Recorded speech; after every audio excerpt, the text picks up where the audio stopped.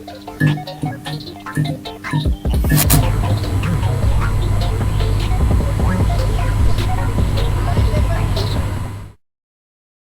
happens when a man with ADHD and a man with full-blown autism start a very special podcast? Insanity Works Incorporated and J. Hebert Studios proudly present Wrestling with Idiocy.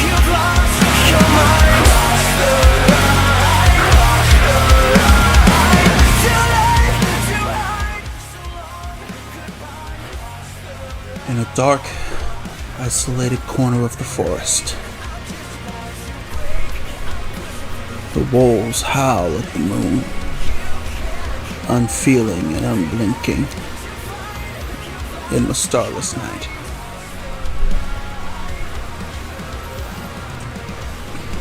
The grasshoppers sing their mournful song.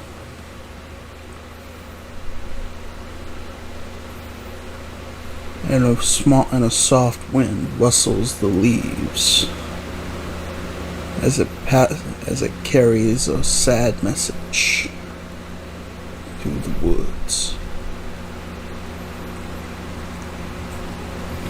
What happened to you was such a tragedy. But now the angel with burned wings is waving you on home.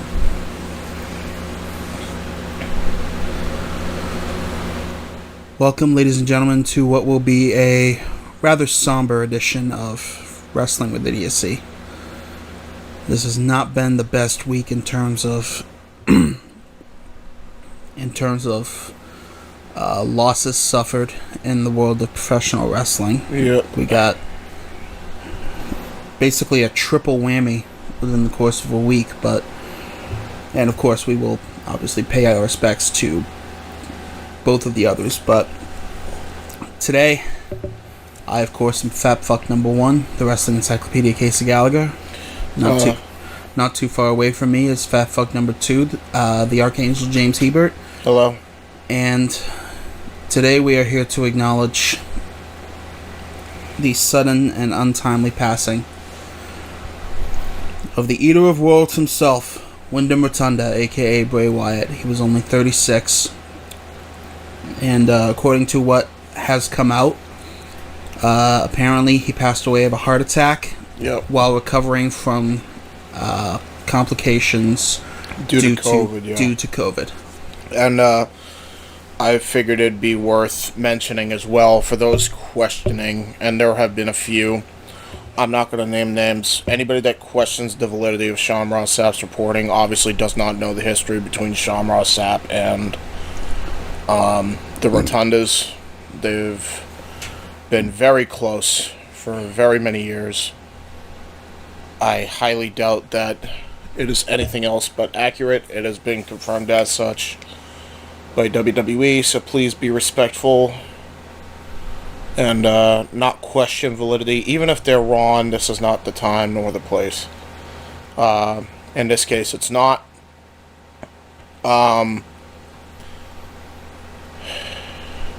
Not even just Bray, but I feel like it's really eerie that Terry was also gone. Terry Funk and Bray Wyatt passed away pretty much not even 24 hours apart from each other. Yep. The main difference is Terry was 79 and he had been battling his own demons for literal decades. Yeah, although it is sad that he was battling Alzheimer's after his wife passed, which is still not a fun thing to hear. I mean, he must have been going through a lot of he was in a lot of pain, we can tell you that much. Yeah, so that wasn't peaceful by any means, but he lived a long life prior, gave us countless memories. Bray Wyatt was still he wasn't even in the prime of his life yet. Yeah, he was 36. I think that's what fucks with me the most. It's and I said this with Noah's Tribute and Open Mic Night as well. It's just, we can talk about the performer and everything, but it's another one of those situations where It's like Brody Lee all over again. You took the very words from my lips. You know, it's John Huber all over again. It's Wyndham had 2 kids, you know, and a wife. They were about to get married. Well, not even a wife. I mean, she wasn't even. You can't even classify her as a freaking widow. They were supposed to get married this year. And now she's mourning the loss of her life. It's just... It's fucked up, man. And, like...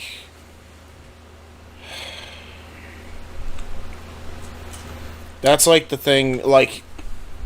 Throughout the celebration of pro wrestling, you know, it comes at a price, it feels like. And the price was Wyndham, and it sucks. It's still...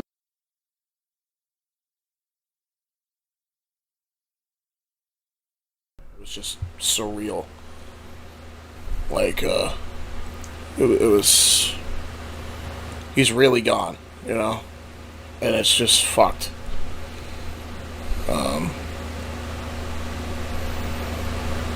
You know, and for those who are going to be like, oh, COVID's, you know, COVID's gone. Well, it still exists. And it just claimed another victim. Indirectly, but still. Yeah, and I'll tell you right now, I've had COVID twice. This has definitely got me self-conscious about my health. I'm only fucking 9 years younger than this dude. Which still sounds like many years apart, but it's like, that's not that long. How old are you? You know? And you had what you had, and that fucking... Ugh.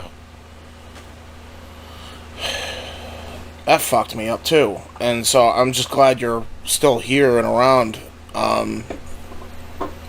You know, and then to find out this happened, you know, yeah, it makes you think, like, life is not necessarily guaranteed, you know. And I think before we get into our favorite memories and moments of Bray and Terry and Arleen and Bob Barker, we'll definitely get into them as well.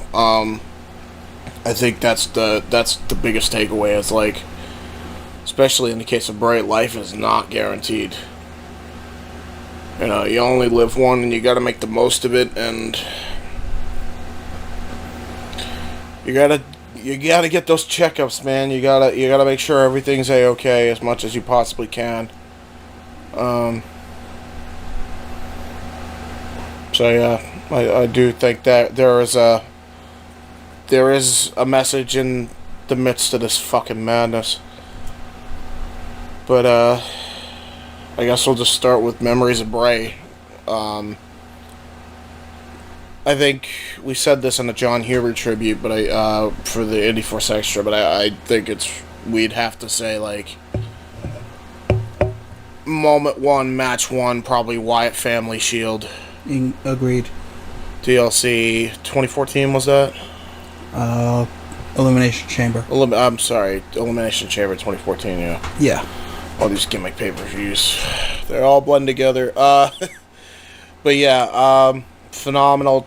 You know, and I think that's a big thing. And I'm, you know, spoiler alert if you haven't watched All In. It's been a week by the point you listen to this, so I don't know how you wouldn't. But the House of Black, they came out with the lantern, the Bray Wyatt lantern, and set it right on the ramp. And fireflies were everywhere in that Wembley arena. And I think it was apropos that AEW gave the trios match the proper tribute, because, you know, when you really break it down, the Wyatts and the Shield were the original trio. You know, as far as the modern era of trios go. Yeah, I mean, they kick-started an entire revolution. Like, hey, trios can draw. You know. Yeah, it's not like the Fabulous Freebirds were one of a kind. I mean, they were, but we can take what they did and do it our own way for a new audience, and it will sell. Yeah, I mean, really, if you break it down, too, it really is a modern-day Von Erichs and Freebirds, you know? It was exactly like that, their feud, and, you know, it's apropos that, like, they got that tribute at the AEW show, because, like, without those two trios in particular, I don't think you have a 6-man tag title anywhere in wrestling. I really don't, or at the very least as prominently featured. And they were the first to really do it, and they, you know,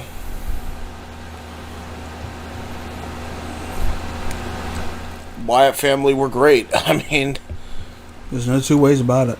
like, I still go back to the Royal Rumble match also with Bray Wyatt and Bray Wyatt and Daniel Bryan is just a classic. It's a classic wrestling match. It's the only good match on that entire show, to be honest. But it's like you could have put that match on any card, and it would have. I think a lot of people would have been saying that was match of the night. I mean, they put their working boots on that night. I remember all the promos leading up to that as well. I mean, Bray is a master with words. So is, and then Bryan with his ascension. I still remember that cage match, Raw. With the super slow yes chant. Yeah, and like the way Bray Wyatt as character was manipulating Bryan and tormenting his mind into joining and essentially how do I put this, like he broke him, dude. Yeah, broke him, and then he stood back up, and it was just like all-timer moment, and Bray was a heavy part of that. And that's a huge one.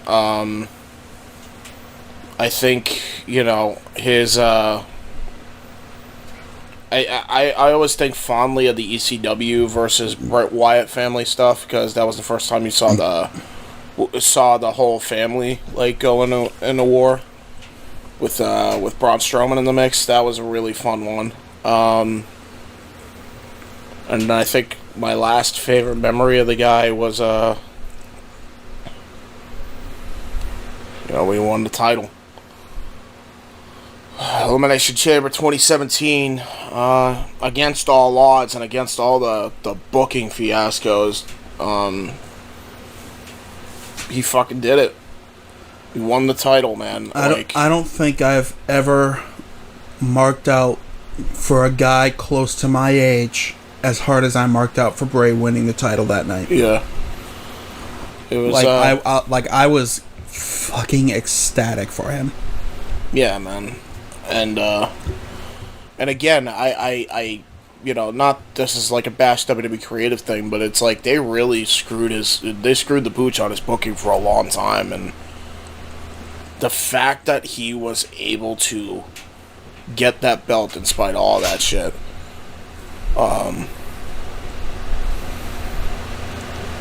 it was dope, man. And there's other moments too, but I'm sure you'll list them off. I don't want to like take them all, but those are probably like the three that stick out to me the most, because that's the stuff that I watched. You know what I mean? Well, like you did take one of them, but I do have the other two that I can go to. Go for it. Even in defeat, he was the highlight of his match with John Cena at Mania 30. Yeah. And of course, it was the same at 36 with the Firefly Funhouse match. Yep. Like, where do you even begin with that? Yeah. Really good stuff. I mean, I really enjoy that. I guess you talk about the Firefly Funhouse, I figured we should like talk about this too, the debut of The Fiend. SummerSlam 2019 with against Finn Balor. Really awesome. Really good. And I love the fact that he never missed an opportunity to let the fans know that he was in on the joke. When The Fiend won the title for Bray's second run, he didn't carry it. He didn't wear it around his waist. He wore it around his fucking neck, because everybody knew it was an albatross dragging that character down. Yeah, man. I mean, even in the negatives, I feel like he made innuendos and made stories out of them, and it's just, dude, he was so goddamn creative. I think Alexa Bliss, like, she posted a video on YouTube or Instagram Live, whatever it was, talking about how creative he was, and just how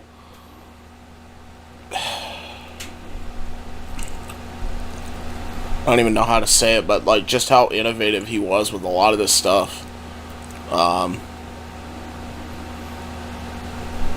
One other memory that I want to kind of talk about as well, and then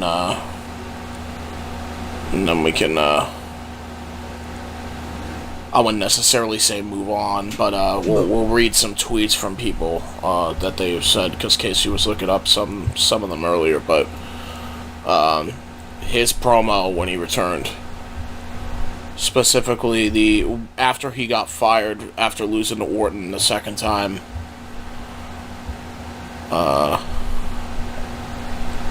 when he came back and cut that promo, that was the most heartfelt I've ever seen Wyndham ever.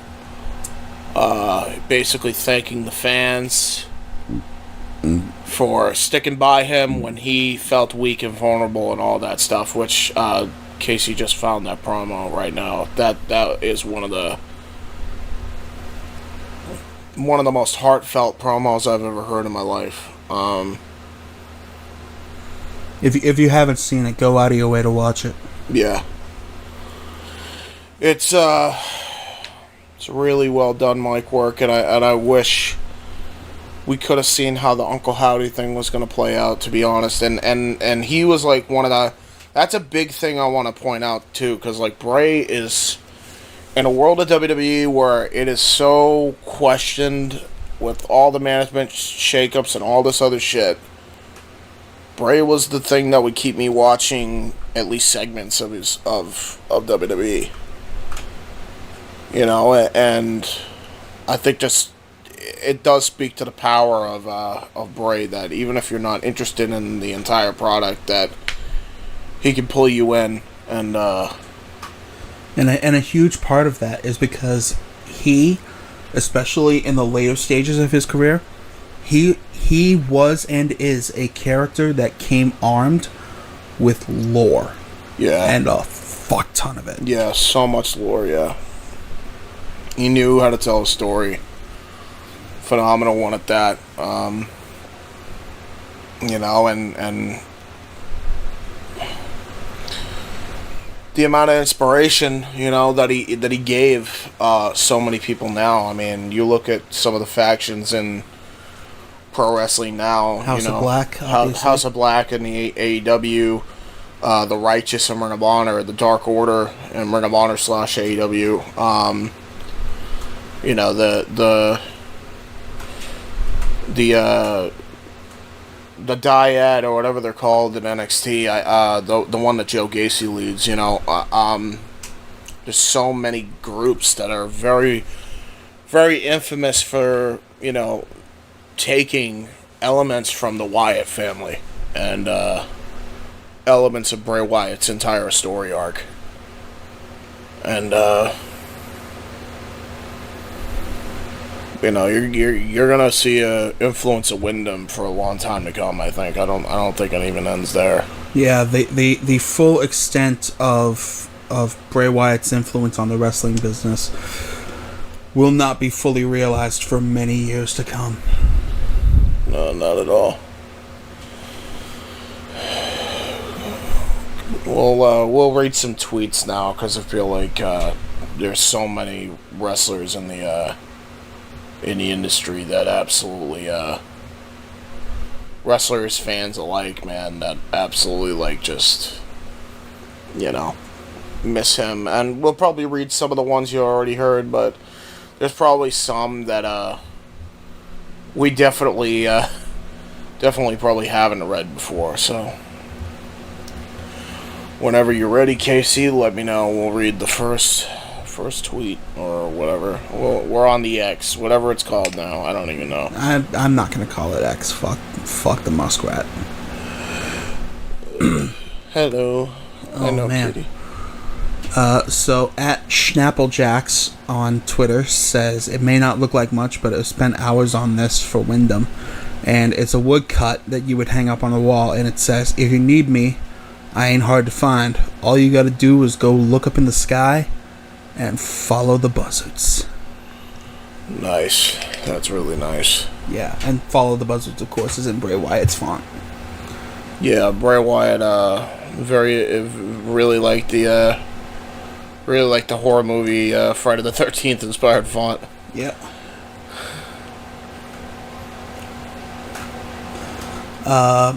There's a few tweets here calling for Bray and John Huber to be posthumously inducted into the Hall of Fame. I think the entire family. I would say don't stop there. Throw Rowan the entire family in. Yeah, Rowan and Strowman accept the award. Yeah. Yeah. Because I can't think of two people better to, especially when you consider Braun Strowman as the godchild or the godfather of his daughters. I assume he's going to be taking the role of parent now because of everything that happened. There was one. I remember there was one from Cena. There was definitely a Cena one. I don't know if you could look that up, but there was one from John Cena. And I remember, actually, I could probably look it up on my phone, but yeah, now that you've actually got a decent one. Yeah, I do actually have a decent phone, folks. It's still an iPhone, but it's not it's an up-to-date iPhone. It's not a shitty iPhone. That's one that I can actually update iOS on. Yeah. So. Well, while you're doing that, Sports Keto Wrestling posted a picture of Bray's eulogy on Instagram for John Huber when he passed. Yeah. There's a picture of Brody Lee greeting Bray at the gates of heaven, and the caption is, "It didn't have to be so soon." Yeah.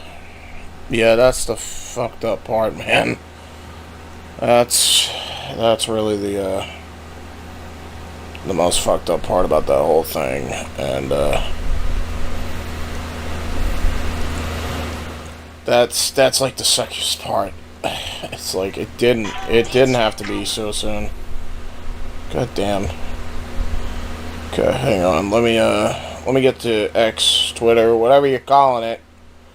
I'd call it cesspool.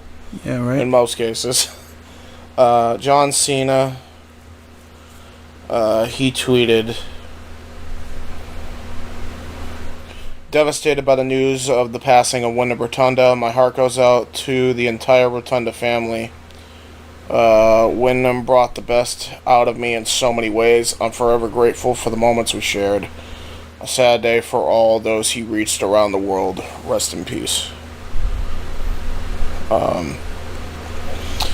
I think there's like a whole video. I'm gonna play it now, and then I'm gonna read some of the tweets. I don't know. I could probably find it in my watch history, but read another tweet while I do that. Alright. So, this one comes from James Ellsworth. It says, he mentioned that even when he was facing AJ Styles for the WWE Championship, he was changing clothes in the extras locker room. Until Bray Wyatt told James that he was one of them now and invited him to the WWE locker room. Apparently he earned that place and respect. That's really cool. That's really, really damn cool. Yeah. I got another one here that is a photo of the SmackDown Universal title. And it says, and this was posted on the 25th, the day SmackDown aired, that had the tribute episode. It says, this title was debuted by Bray, so tonight on SmackDown they should retire it in his honor. And I think they did, didn't they? I believe so. Yeah, but I think it was an extra segment. They put the Blue Universal title and the Fiend title on the rocking chair. Yeah. Yeah. Thank you so much for everything you've done, Bray. Rest easy, my friend. Yeah, I agree. We have Mick Foley. And this is definitely probably the hardest one to read, but he said, R.I.P. Bray Wyatt, this is awful news, just terribly sad for his family, friends, and fans. I thought so highly of Bray Wyatt, and was flattered when he started using the mandible claw for his finisher. He was a true visionary, one of the most compelling presences that wrestling has ever seen. Rest in peace, Bray. And you are up, my friend.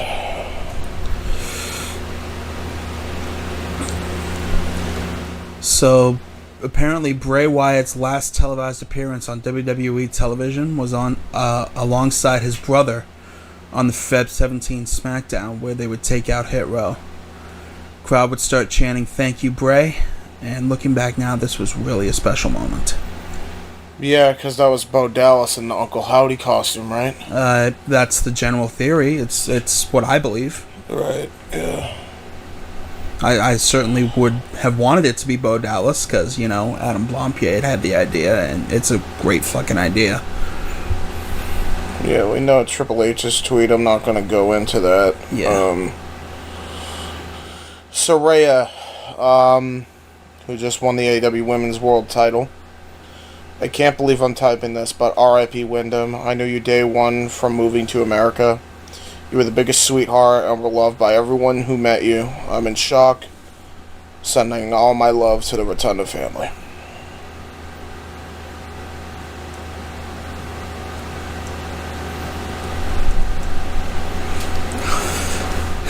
Apparently Bray Wyatt broadcasted the weather at one point. Did he really? Oh, I do remember this. Yeah, it was it was a funny ass thing too. Like he was really hilarious on this. I remember this now.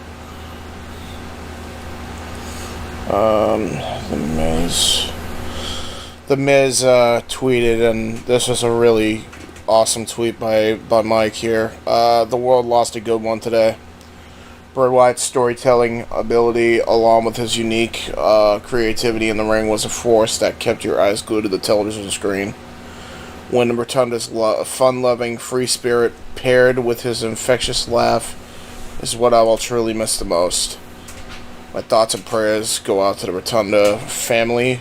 Rest easy, my friend. And then there's this one tweet that says no one is thinking about what Eric must be going through. Eric being Eric Rowan. And you saw him and Braun Strowman on SmackDown. They were absolutely goddamn gutted. Yeah. Especially when you consider he had the sign at the Brody Lee tribute show as well. Devastated to hear the passing of Wyndham Rotunda, Bray Wyatt. My deepest condolences to Mike, Bo, Barry, and all of his family. Rest easy, my friend. That was from William Regal.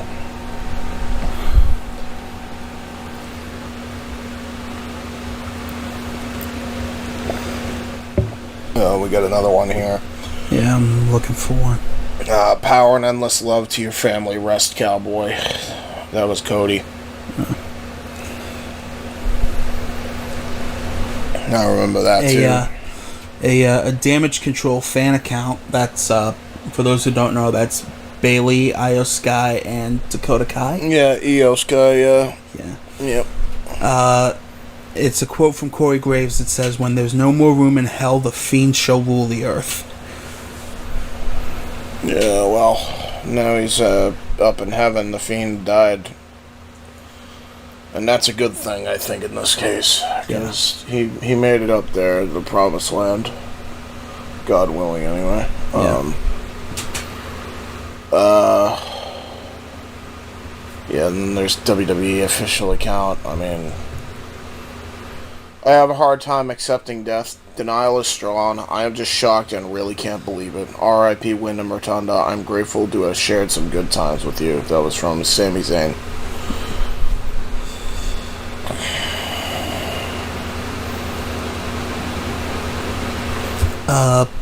There's a Zelina Vega fan account looking back on that promo Bray gave when he came back in 22. Yep. Says, this just hits so different now. I hope he knew how many lives he touched and inspired. Yeah, I agree. Yep. I agree with that wholeheartedly. Dwayne "The Rock" Johnson also tweeted about this because he had one moment with Bray, and he posted the picture of him and Bray Wyatt sharing the ring doing a promo battle in WrestleMania 32. Owen was there live for this. I'm heartbroken over the news of Bray Wyatt's passing. Always had tremendous respect and love for him, and the Rotunda family loved his presence, promos, in-ring work, and connection with the WWE Universe. Very unique, cool, and rare character, which is hard to create in our crazy world of pro wrestling. Still processing losing the GOAT, Terry Funk, yesterday, and now Bray today.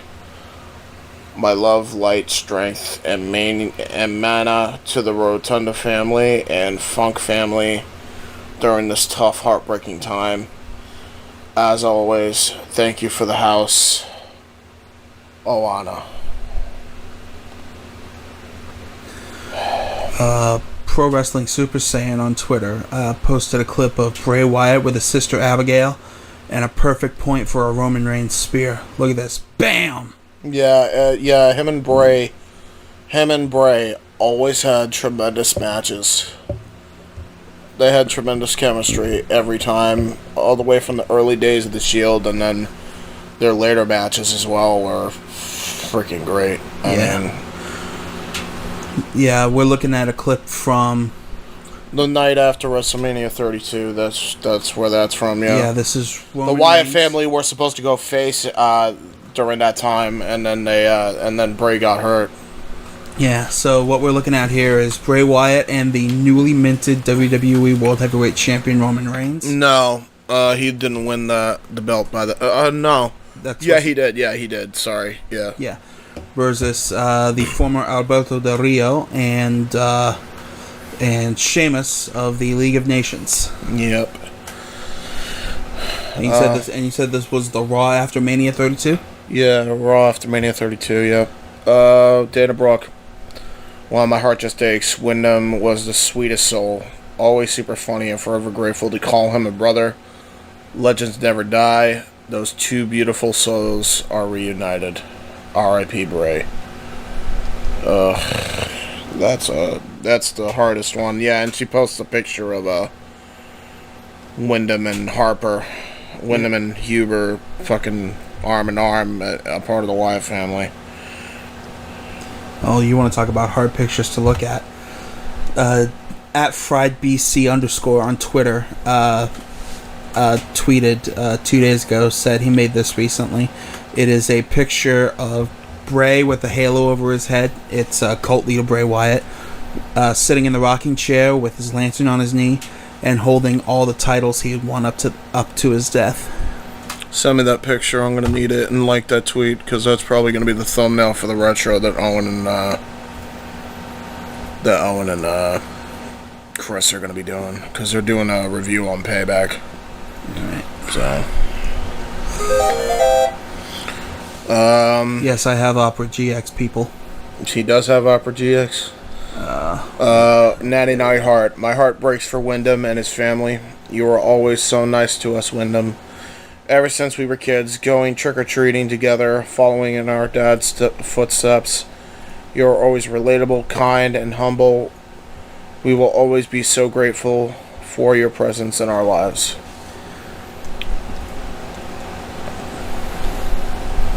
And then TJ Wilson also said, and she quote tweeted this, "R.I.P. Bray. You'll be very missed, my friend. You always brought the locker room so many laughs. I'm grateful for so many special moments we shared at my ring this past year. I can't believe this. The world only saw a glimpse of your creativity. The loss is immeasurable." Diamond Dallas Page. I'll just read this quick while you look for another post or tweet. "I just heard Bray Wyatt had left this earth. Breaks my heart. An amazing human in and out of the ring. My time with him was so memorable. My deepest sympathies to his family and friends. We lost another great one. Bless you. God bless you, Wyndham. You are sorely missed. R.I.P. brother DDP." I also sent you the tweet that had that picture I sent, just Thank so you, you can ask the guy for permission to use it. Yeah, for sure. At AEW Gold on Twitter posted a cap of what I assume is an Instagram story shared by Bray Wyatt ages ago. It says, "Wrestling is not a love story, it's a fairy tale for masochists. A comedy for people who criticize punchlines, a fantasy most can't understand, a spectacle no one can deny. Lines are blurred, heroes are villains, budgets are cut, business is business. But it can also be a land where dead men walk, where honor makes you elite, where demons run for office, and rock bottom is a reason to rejoice. Woo! It's an escape, a reason to point the blame at anyone but yourself for 2 to 3 hours. An excuse to be a kid again, and nothing matters except the moment we're in. Wrestling is not a love story. It's much more.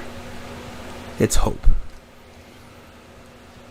And in a world surrounded in hate, greed, and violence, a world where closure may never come, we all know a place that has hot and cold hope on top. For better or for worse." And that's from who?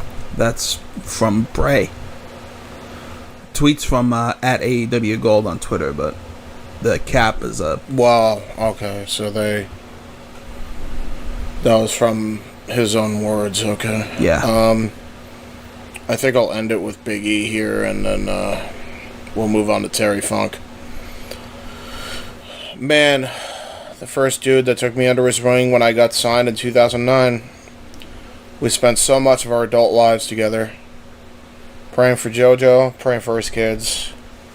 I'll miss your laugh and your boyish charm, my friend. Goodbye, Wyndham."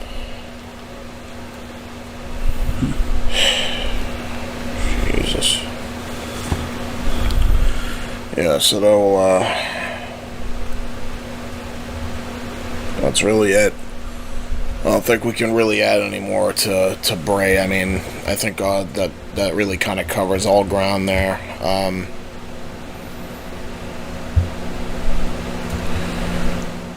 I guess we'll look up Terry Funk now. I mean, it's really hard to... I'm still speechless that it's even the case that we're talking about Wyndham, so it's still taking a bit for us to process. This is going to take an age for us to process. Yeah. But,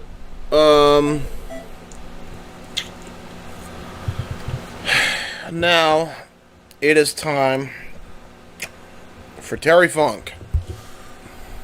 The funking funker. The funking funker, excuse me. And in infamous words from his t-shirt, "Funk you." I don't have like many memories of Terry, but some of the memories I do have were definitely from the E. I go back to the dumpster match. Yeah. I go back to his title win at WrestleMania 14. I go back to his amazing match that he had at ECW One Night Stand 06. 6-person tag. It was Edge, Lita, and Mick Foley versus Terry Funk, Tommy Dreamer, and Beulah McGillicuddy. And while we're on ECW, why not talk about the main event of Barely Legal? Yeah, main event of Barely Legal. Yeah. Him winning the ECW title from Raven after a really good triple threat match with Sandman and Stevie Richards. I think,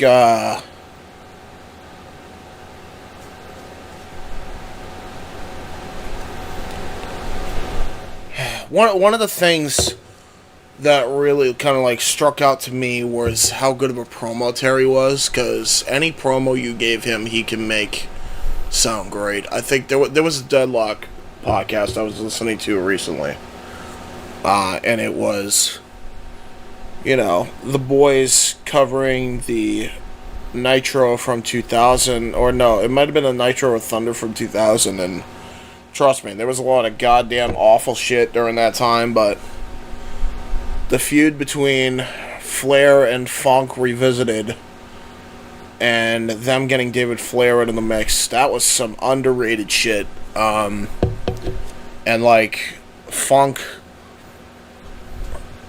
sold the shit out of this angle. Like, even in the worst of wrestling, he could sell something to you, and like really give you something to like latch onto, and like, yes, I like this, so it's really, really good stuff. Yeah, I do feel like it's worth mentioning. So yeah, I mean, God bless that man. 79 years. He lived a good, long life. And I think one of the big things too is like, it's just, I'm sure Flair is gutted, because Flair like knew Wyndham when he was growing up, and he also saw Terry Funk for years, and just the fact that he won't get to see him anymore, I'm sure he's that's definitely hurting. So yeah, and it just occurred to me too, it's like, and it didn't even occur to me to mention this, but like, was Funk a father? I think he was, and a grandfather, but I'm not 100%. Like, he got to live that life, but like, this year alone, Jay Briscoe and fucking Wyndham, man, didn't even get to get that opportunity, and that's like what stinks. Jesus. But yeah, really not much we could say other than like our favorite memories and moments. Is there any moments you want to mention? You basically listed them all off for me, but I would like to put forth a kickoff of the tweet reading portion. Yeah, go for it. Sports Key to Wrestling on Twitter posted a fan-recorded video of a quote from CM Punk on the AEW Collision tapings prior to All In. Yeah. He said apparently Punk said he was holding a sign that said Terry Funk Forever, which I assume he had gotten from the crowd, and Punk is quoted as saying, "There's a little piece of this man in each and every single one of you here today. I stand on the shoulders of giants, and today we lost one." Yeah. Yeah, Punk is really cool for that, man. He also wore the same thing that I think FTR wore. Bray and Terry Funk armbands as well. Yeah, he also did the step over toe hold at... Yeah, which was awesome. Yeah, the Terry Funk toe hold, that was really cool. Yeah, the what did he always call it? The Indian toe hold or something? I think that was it. Something like that. Indian which hold. It was years since I seen somebody bust that out. So, any more tweets? Because I'm gonna let you just take this whole thing. Well, Chris Zellner on Twitter says that Terry Funk's promo about the Thunderdome cage at Halloween Havoc '89 is one of the greatest unsung promos of his career. Oh yeah, that's a great shout. Yeah, very, very good shout. Like that tweet. Damn. That's a good one.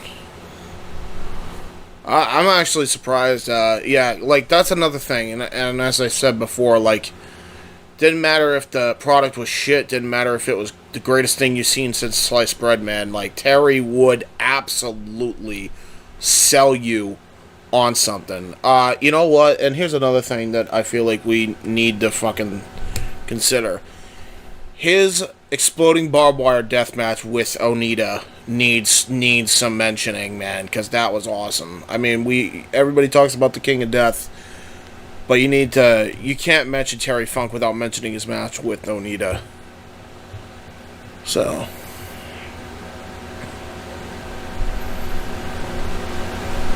yeah, I mean, and again, folks, like, Casey's looking through.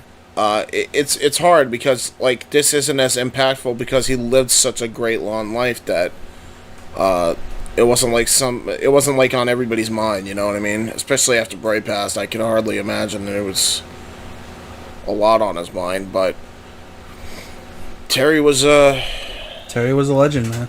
He was an icon, and I don't think there's really more that can be said about it. It's just former world heavyweight champion in his own right. Nobody seems to remember that. Yeah, like, former NWA world heavyweight champion as well. Back when that title meant something. Yeah, him and Flair fought for that like crazy. Yeah, brutal wars between those two. There was ECW world champion. He was both a champion in WCW and WWE. You know, he won the WCW hardcore title. I feel like he was the only one in that division that mattered. Because he is Terry Funk. Yeah. So, yeah, I mean, King of Hardcore, man. One of the kings of hardcore. So. Yep. Everybody everybody remembers him as a king of hardcore. Nobody seems to remember that for a lot of that era, Dory was right alongside him. Yeah, him and Dory, man. Yeah, great tag team champions. Yeah. And of course, Dory these days is more remembered for being NWA World Heavyweight Champion because that man was an incredible technical wrestler in his day. Yeah. Like, I remember Dusty Rhodes, when he inducted the Funks into the Hall of Fame, specifically shouted out Dory as being what they called in the business a shootist, and saying that it was a great honor to even talk about him. Yeah. Yeah, both him and Funk were great. I mean, they know how to make work seems like shoots. You talked about the exploding barbed wire death match. I think I just found the ending. There you go, yeah.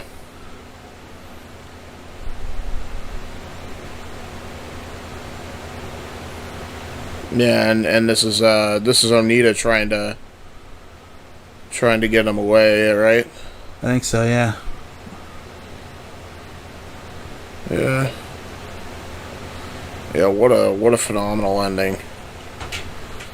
That's how you do an exploding barbed wire deathmatch, folks. Yeah. Get a bunch of canisters of fucking shit, and that's how you make it explode. Anyway. Is there really much that we can mention? Not a whole hell of a lot. That eventually it gets to the point where we're just going in circles. Yeah. So rest in peace to Funker, and one more time, funk you. So yeah, man. Rest in peace, man. Yeah. Keep that battle royal going out beyond the stars for us. Yeah, for sure. Don't bury him in the long prairie. That man wanted to go to heaven in a wrestling ring. Yeah, for sure. Two others that we'll kind of touch on quickly. You don't need to look up tweets for these. Barb Barker and I believe her name is Harley Cameron. We'll get to Harley in the last bits here, unless you want to get to Harley now. We'll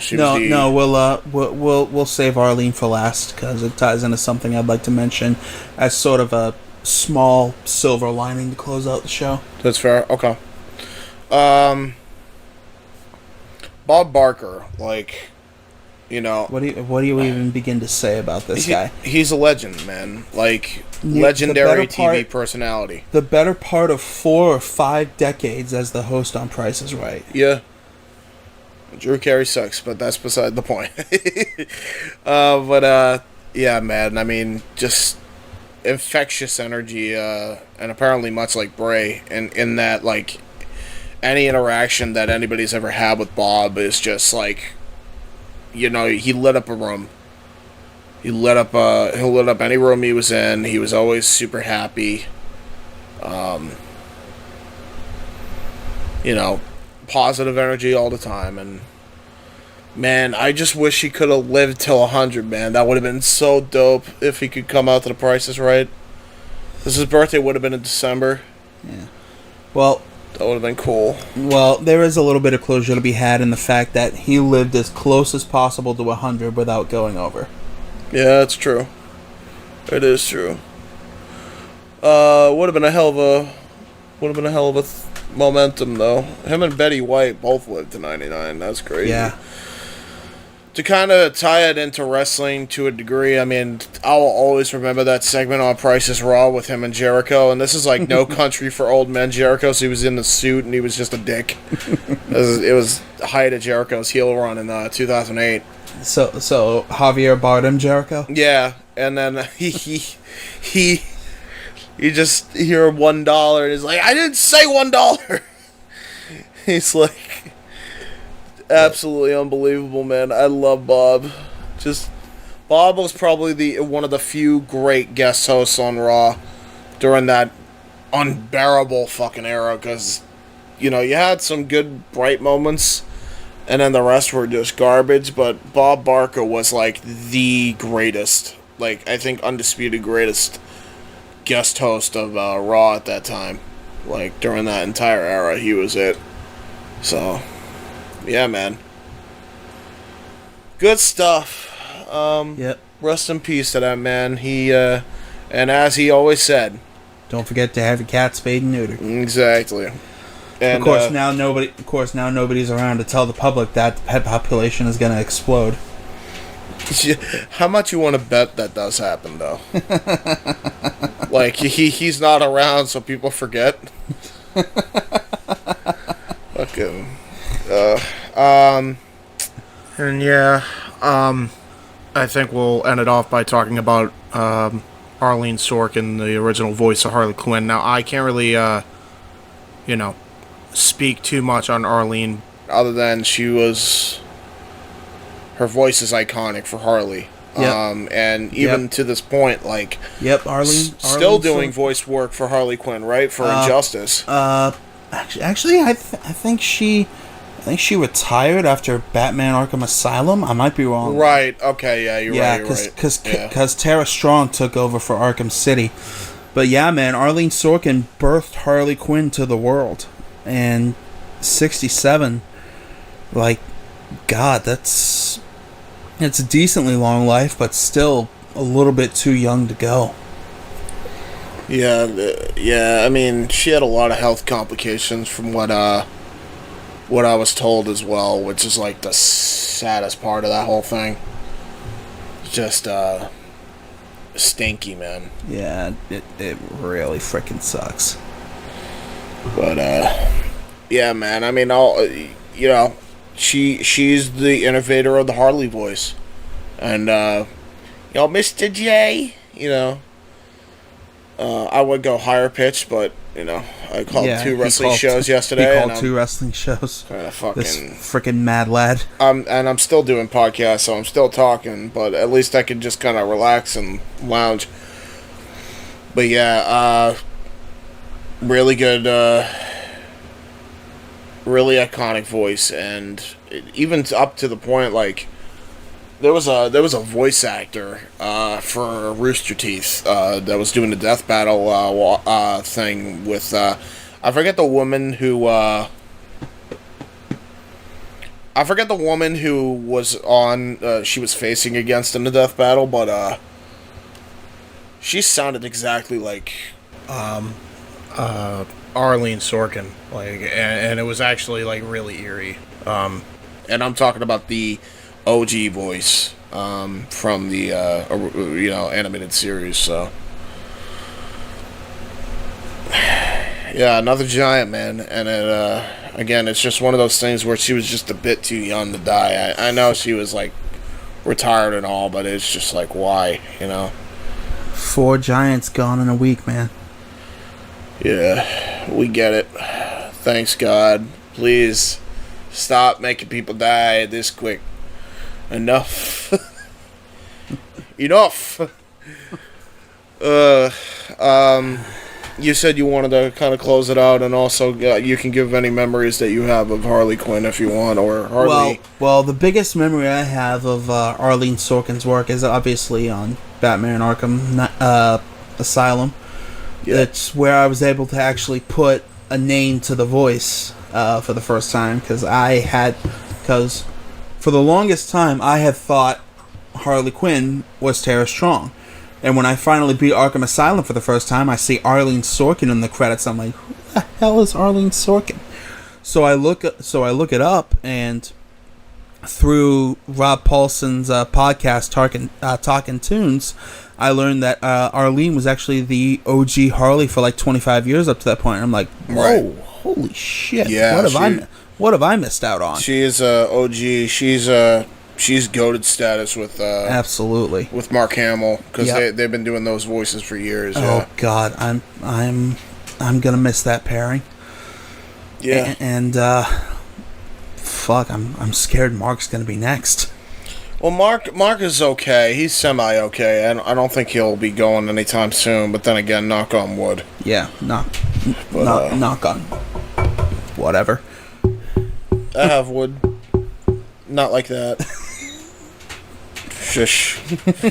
But yeah, another legend gone, man, and another legend missed. I mean, it's just a really fucking shitty ass week of deaths. Yeah, it sucks. It's like that old George Strait song. Living legends are a dying breed. Only a few of them left. Yeah, for sure. You wanted to close out. You said you had a silver lining. Please try to have a silver lining, because I think a lot of people need it. Well, there's always fucking just go back and play Batman Arkham Asylum. For those of you who want to learn a bit about Arleen's work, it's just she's so good. Her career definitely deserves to be remembered. I was gonna say preserved in amber, but that's kind of hard to do for something so nebulous as the concept of a career. Yeah. But yeah, man, go play Batman Arkham Asylum. And then go from there. Go learn about all the voice actors you can. Give them some love. Great place to do that is, as I mentioned, Rob Paulson's Talkin' Tunes. You can listen to it on Spotify. There's a version of it you can watch on Pluto TV. Arleen Sorkin, I don't think, was ever on it, but Tara was, and I think she talks quite extensively about the influence Arleen had on her career. Yeah. Yeah, go check them out. And yeah, while you're checking all that out, man, check out some of the old Price is Right episodes, some Bray Wyatt promos, and and go watch Happy Gilmore. Yes, absolutely. How could we have forgotten about that with Bob? Yeah, the Happy Gilmore skit. Oh my God. That'll still be one of the funniest freaking scenes in all of cinema, man. Just absolutely beating the shit out of Adam Sandler. What a badass. I loved it. Yeah. This is a 74-year-old man beating the shit out of Adam Sandler. Didn't he play us himself? I think he did, right? Yeah. Yeah, great I think he shit. did. That was awesome, yeah. I love that movie. It's so good. But yeah, watch some old Bray Wyatt matches, Terry Funk matches, watch some old Bob Barker clips, and learn more about Arleen Sorkin. Great thing about the internet, man, is that they're timeless now, at least in our lifetime, you know? Yep.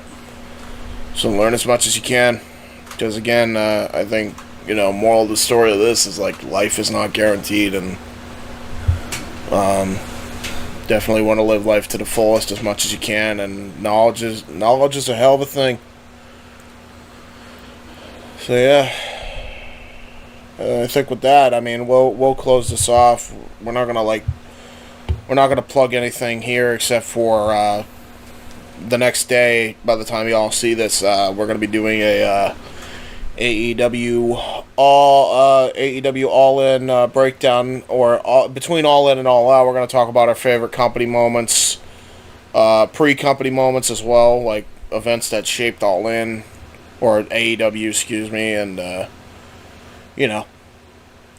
that'll be our next podcast. It will definitely be more lighthearted and probably our idiotic selves, for sure. But this is definitely a bit more heavy-hearted. So if you want to know what's to come on FTW Productions, you can tune into that podcast. There's really nothing else I really want to plug when it comes to stuff like this. Yeah, this is the kind of situation where to plug too much stuff that's unrelated just feels like it'd be in bad taste. Mm-hmm. And with that, do you want to close out the thing? Yeah, there's not really much I have to say, though, except, hug your loved ones, don't be afraid to tell them you love them, treasure life, because it is not guaranteed, folks. It can be ended like that. Yeah. And leave a good impact on the world. Leave it better than you found it. Yeah. Amen to that. And with that said, ladies and gentlemen, we will see you tomorrow for another Wrestling with Idiocy. And until then, Godspeed.